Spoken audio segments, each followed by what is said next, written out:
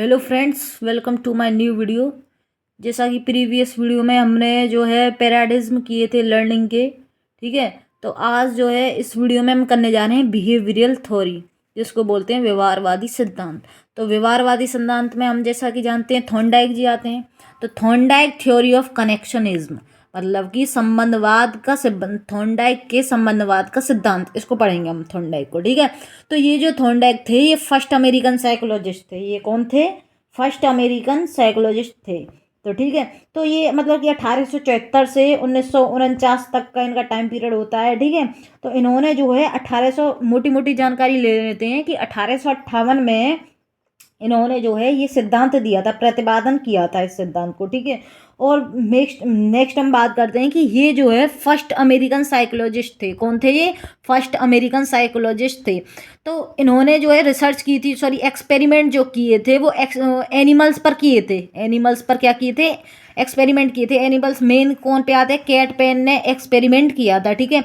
इस जो इन्होंने जो थ्योरी दी है इसको एसआर थ्योरी भी कहते हैं। इसको क्या कहते हैं? एसआर थ्योरी भी कहते हैं। हिंदी में इसको उद्दीपक अनुक्रिया सिद्धांत बोलते हैं और इंग्लिश में बोलते हैं स्टिमुलस रेस्पॉन्स थ्योरी। आई बात समझ में? 1913 में, जैसा कि हमने बता दिया, 1913 में इस थ्योरी का प्रतिपादन किया, ठीक है। इस थ्योरी को 1913 में क्या हुआ? इसका प्रतिपादन हुआ। कोई स्टिमुलस मतलब उद्दीपक प्राणी के समक्ष प्रेजेंट होता है, तब क्या होता है? तब वह उसके प्रति रेस्पॉन्स करता है। समझ में आई बात? कहने का मतलब ये है, जब कोई स्टिमुलस कोई भी प्राणी के समक्ष, कोई भी प्राणी मतलब लिविंग बींग्स, आई बात समझ में? कोई भी लिविंग बींग्स के प्रति क्या होता है? प्रेजेंट होता है, ठीक है। तो वो क्या करता है? तब वो रेस्पॉन्स करता है, प्रतिक्रिया करता है। कहने का मतलब ये है कि अगर जैसे इन्होंने कुत्ते की बिल्ली के ऊपर जो है एक्सपेरिमेंट किया था, उसके सामने भोजन रख दिया था। जब उसको भोजन दिया था, मतलब भोजन रखा था उसके सामने, तो भोजन क्या है? एक स्टिमुलस है, एक उद्दीपक है। समझ में आई बात? और जब जब उस बिल्ली का उस भोजन के प्रति, खाने के प्रति, मतलब कि वो दौड़ी और उसने बहुत सारे प्रयास किए करे उस भोजन को खाने के लिए, वो उसका क्या था? वो उसकी प्रतिक्रिया थी। इंग्लिश में बोलते हैं वो उसका रिस्पॉन्स था। तो स्टिमुलस और रेस्पॉन्स में डिफ्रेंशिएट हम समझ गए। नेक्स्ट हम करने वाले हैं कि जो एसआर बॉन्ड किसे बोलते हैं, एसआर बंधन किसे बोलते हैं, ठीक है। तो नेक्स्ट, एसआर बॉन्ड का मतलब है जब स्टिमुलस रेस्पॉन्स के बीच कोई कनेक्शन, संबंध बनता है, उसे क्या कहते हैं? उसे हम एसआर बॉन्ड कहते हैं। कहने का मतलब ये है, जब स्टिमुलस और रेस्पॉन्स के बीच में कोई बॉन्ड बनता है। समझ में आई बात? जब स्टिमुलस और रेस्पॉन्स के बीच में कोई भी बॉन्ड बनता है, तब उसे क्या बोलते हैं? हम एसआर बॉन्ड बोलते हैं। समझ में आई? जैसे कि हम नेक्स्ट बात करते हैं, और जो ये बॉन्ड बनता है, जो संबंध बनता है, उसे हम क्या बोलते हैं? Connectionism theory.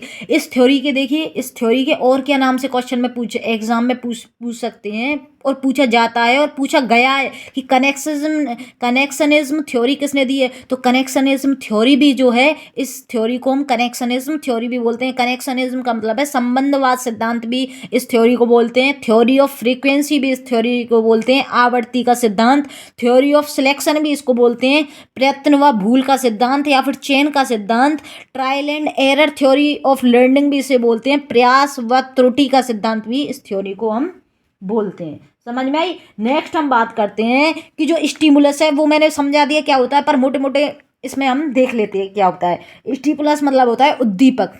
जब वस्तु या स्थिति जो किसी भी व्यक्ति को कार्य करने के लिए प्रेरित करती है, कोई भी वस्तु या फिर कोई भी कैसी भी स्थिति जब व्यक्ति को क्या कर देती है? मजबूर कर देती है, प्रेरित करती है किसी भी कार्य करने के लिए। जैसे भोजन, जैसे मैंने एग्जांपल दिया था कि बिल्ली के सामने उन्होंने क्या रखा था? भोजन रखा था। तो उस भोजन को देखकर उसने प्रतिक्रिया की, उसने रिस्पॉन्स दिया। तो ये जैसे हमारे स्टिमुलस क्या हो गए? भोजन हो गया, पानी हो गया, लक्ष्य, जैसे हम टीचर बनना चाहते हैं, ठीक है। तो टीचर क्या हुआ? टीचर हमारा लक्ष्य है, ठीक है। तो अब टीचर हमारा लक्ष्य है, तो उसके प्रति हम क्या करेंगे? प्रतिक्रिया करेंगे। रेस्पॉन्स हम क्या कर रहे हैं कि हम वीडियो को देख रहे हैं, समझ रहे हैं सीडीपी में क्या क्या क्वेश्चन आएंगे, पीवाईक्यू की बुक लेके आएंगे, उनको सॉल्व करेंगे, ठीक है। तो हम ये क्या कर रहे हैं? उसके प्रति प्रतिक्रिया कर रहे हैं, फिर हम अपने गोल को क्या करेंगे? अचीव करेंगे। समझ में आई बात? नेक्स्ट हम बात करते हैं रेस्पॉन्स की। रेस्पॉन्स मतलब होता है प्रतिक्रिया। रेस्पॉन्स का मतलब होता है प्रतिक्रिया। प्रतिक्रिया को समझ लेते हैं। उद्दीपक के अनुसार किया जाने वाला कार्य रेस्पॉन्स है।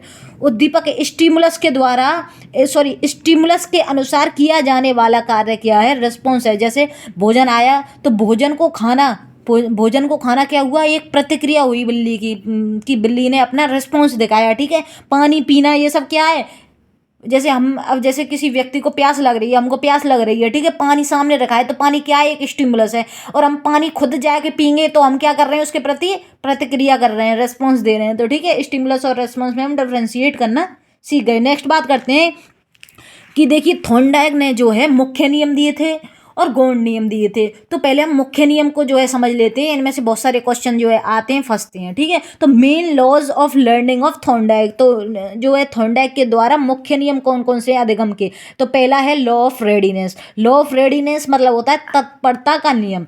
लॉ ऑफ रेडीनेस का मतलब होता है तत्परता का नियम।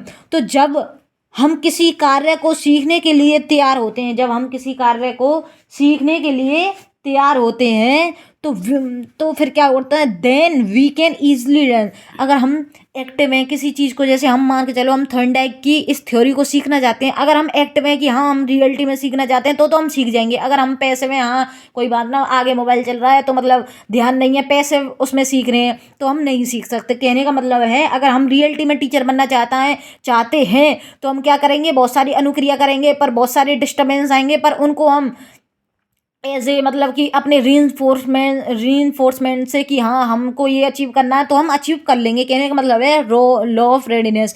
अगर हम किसी कार्य को करने के प्रति एक्टिव हैं तो हम सीख जाते हैं, अगर हम किसी कार्य को करने के प्रति एक्टिव नहीं है तो हम उस कार्य को नहीं सीख सकते। आगे बात समझ में। नेक्स्ट है, जैसे जब कोई घोड़ा है, घोड़े को पानी पिलाने के लिए कोई हम जबरदस्ती मतलब कि तालाब तक तो ले आएंगे, ठीक है, पर उसे जो पानी पीने की हम बाध्य नहीं कर सकते कि हाँ अब तू पानी पिए। आगे बस समझ में। तो मेरा कहने का मतलब ये है, ठीक है। जैसे परीक्षा की बुक्स बहुत सारी रखी हैं, ठीक है, वैकेंसी भी आ गई मान लो, तो क्या है सब पढ़ने के लिए भी कह रहे हैं, लेकिन बालक बुक्स को जब तक खोल कर नहीं बैठेगा जब तक उसका खुद का मन नहीं है पढ़ने का। समझ में आई बात। तो ये हमारी क्या हुई, लॉ ऑफ रेडीनेस हुई। समझ में आ गई बात। तो नेक्स्ट हम जो बात करते हैं वो है law of exercise. Law of exercise को हिंदी में बोलते हैं अभ्यास का नियम, मतलब कि law of use and disuse. इस लॉ ऑफ एक्सरसाइज को हम दूसरे नाम से भी जानते हैं जिसका नाम है law of use and law of disuse, मतलब कि उपयोग व अनुपयोग का नियम। ठीक है, एक्टिविटी को बार बार रिपीट से जो है दृढ़ होना, एक्टिविटी बार बार करना, ठीक है, बार बार करना। जैसे practice makes a man perfect, कहते हैं ना, practice makes a man perfect. जैसे कि हमने हिंदी में सुना होगा, करत करत अभ्यास ते जड़मत होत सुजान, रसरी आवत जात ते सिल पर पड़त निशान।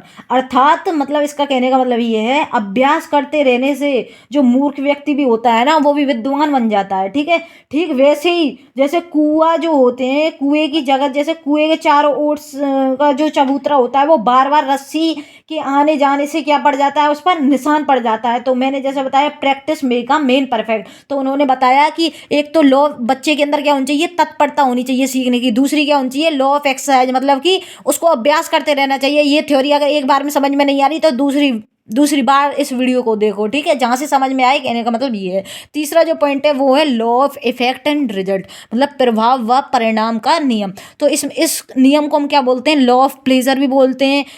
Law of pleasure and pain मतलब कि प्रसन्नता तथा दुख का नियम। Law of satisfaction and annoyance मतलब कि संतोष व असंतोष का नियम। तो ये हमारे जैसे नियम हुए। जैसे हम नेक्स्ट बात जो है करते हैं, इसका मतलब है, जैसे उदाहरण के लिए हम कह सकते हैं कि जैसे मतलब यदि कोई बच्चा होता है ना, यदि कोई बच्चा 1 घंटे की क्लास के बाद मतलब कि खुश दिखाई देता है, ठीक है, तो अधिगम जो होता है वो अधिक प्रभावी होगा।